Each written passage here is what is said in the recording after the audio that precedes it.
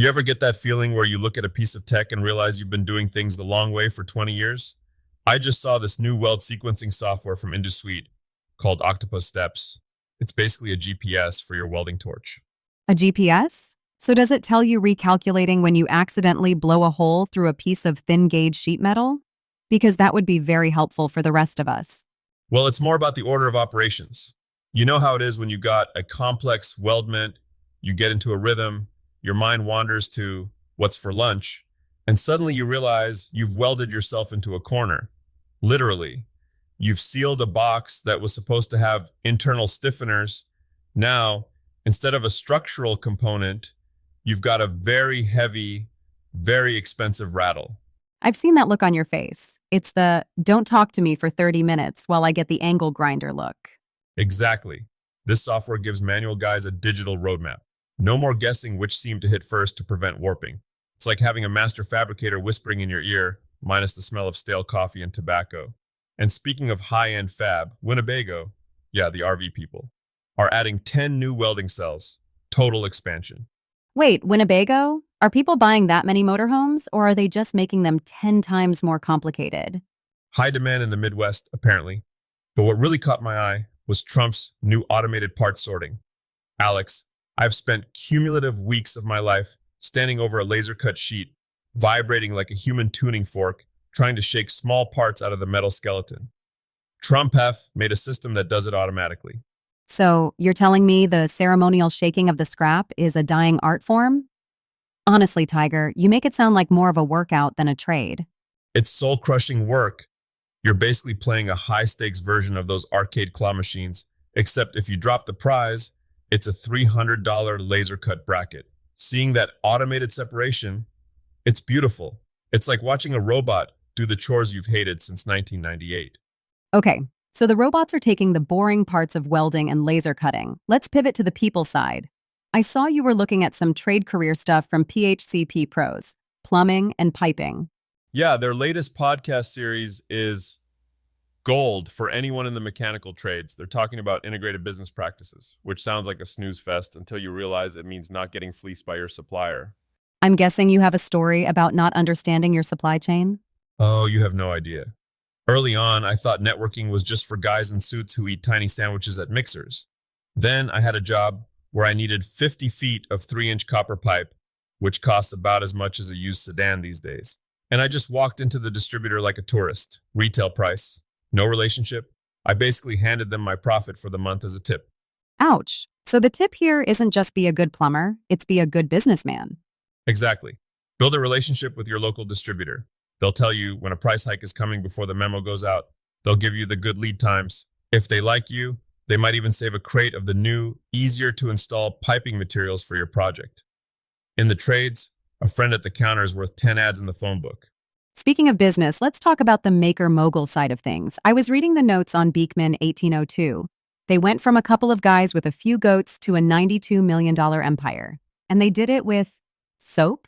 Not just soap, Alex. Storytelling. They didn't sell goat milk soap. They sold the idea of the mercantile lifestyle. People weren't buying a bar of fat and lye. They were buying a piece of a farm. It's the hero ingredient concept, right? Spot on. Every maker has one, but most are too shy to brag about it. Maybe you use salvaged oak from local barns, or maybe your welding beads look like a stack of dimes because you use an old school technique nobody uses anymore. That's your hero. If you just list the specs, you're a commodity. If you tell the story, you're a brand. It reminds me of the jewelry dropshipping guide Shopify just put out for 2026. Different vibe, but same principle. You aren't making the rings yourself, you're curating an aesthetic. It's low overhead, but high mountain on the marketing side. It's a smart entry point.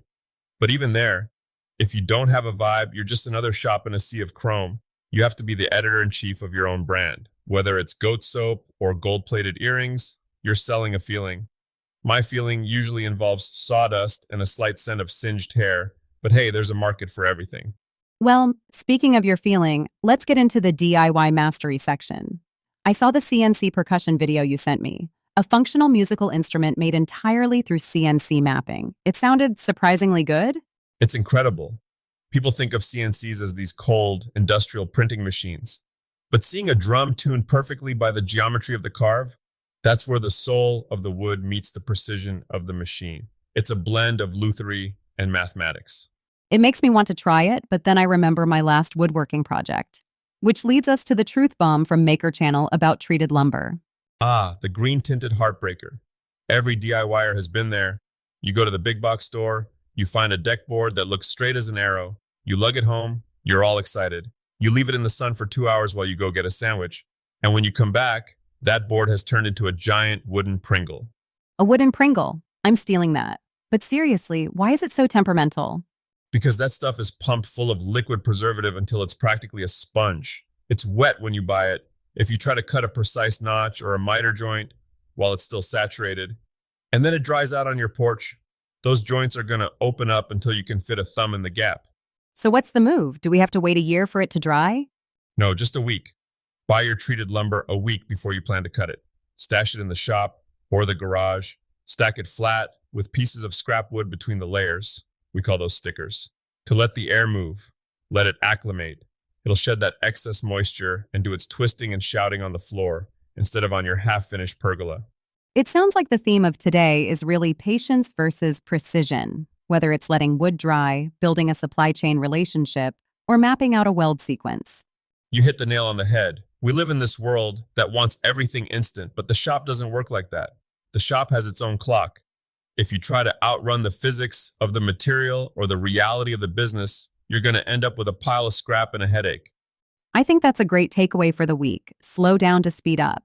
Exactly. Take that extra 10 minutes to check your weld sequence. Spend that extra hour talking to your supplier. Let that wooden Pringle dry out before you cut it. Your future self will thank you, and your wallet will definitely be heavier. Well said. That's it for today's TigerDen Daily. If you want to dive deeper into those learning paths, the trades, maker mogul, or DIY mastery, head over to the site. Go build something great, folks. And for heaven's sake, keep all your fingers today.